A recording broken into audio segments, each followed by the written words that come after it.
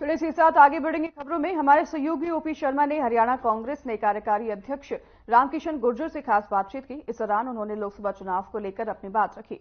क्या कुछ उन्होंने इस दौरान कहा, आपको भी सुनाते हैं। लोकसभा चुनाव से पहले कांग्रेस के खाते सील करने को लेकर कांग्रेस ने पूरे देश में जो है वो मुहिम छेड़ दी। इसको लेकर आज देश के अलग अलग हिस्सों में पत्रकार वार्ताओं का आयोजन किया गया है। चंडीगढ़ में हरियाणा कांग्रेस की तरफ से भी इसके एक पत्रकार आयोजन किया गया है, जिसको हरियाणा कांग्रेस के कार्यकारी अध्यक्ष रामकिशन गुर्जर की तरफ से किया गया है। बात करते हैं सर, चुनाव से पहले जो बैंक खाते सील किए हैं उसको लेकर क्या कहेंगे? ये बहुत गंभीर मुद्दा है। कल हमारी पार्टी के नेता सोनिया जी ने, राहुल जी ने, पार्टी के अध्यक्ष खड़गे जी ने इस बात को प्रेस के सामने दिल्ली में रखा। लोकतंत्र पर्व की बात की जाती है कि लोकसभा का चुनाव है, लोकतंत्र का सबसे बड़ा पर्व है। पर्व तो मान लेते हैं, लोकतंत्र वाली बात खत्म हो गई है। अखाड़े के अंदर पहलवान को कहा जाता है कुश्ती तो लड़ेंगे, पर हमारी शर्त एक है, आपके हाथ भी बांध देंगे, पैर भी बांध देंगे और फिर हमसे कुश्ती लड़ो। आप एक बात समझिए, विपक्ष की सबसे बड़ी पार्टी कांग्रेस और उसके खाते कोई बंद कर दें और फिर कहें कि चुनाव लड़ो, नाजायज तरीके से, गलत तरीके से।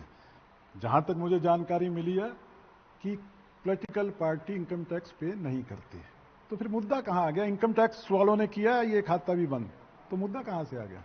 30 साल पुरानी कोई बात पकड़ते हैं और उस बात को आज चुनाव के समय उठा के खाते बंद कर देते हैं।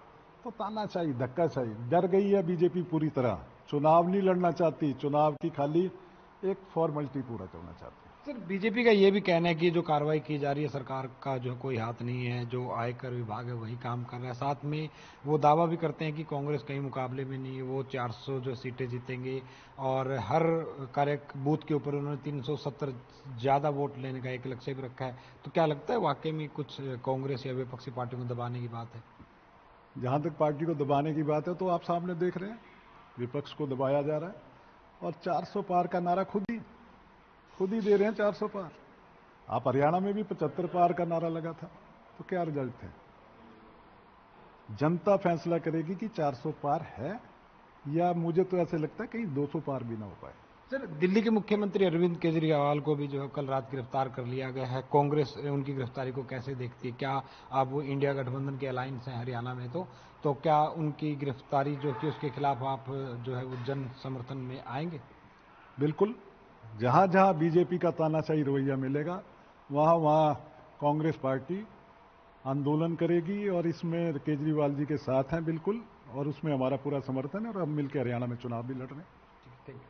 तो ये थे हमारे साथ हरियाणा कांग्रेस के कार्यकारी अध्यक्ष कृष्ण गुर्जर, जिनका कहना था कि जो कुछ लोकसभा चुनाव से पहले कांग्रेस का गला दबाने के लिए सरकार की तरफ से किया जा रहा है वो तानाशाही है और इसके खिलाफ वो प्रदर्शन करेंगे। चंडीगढ़ से हर खबर के लिए मैं ओपी शर्मा।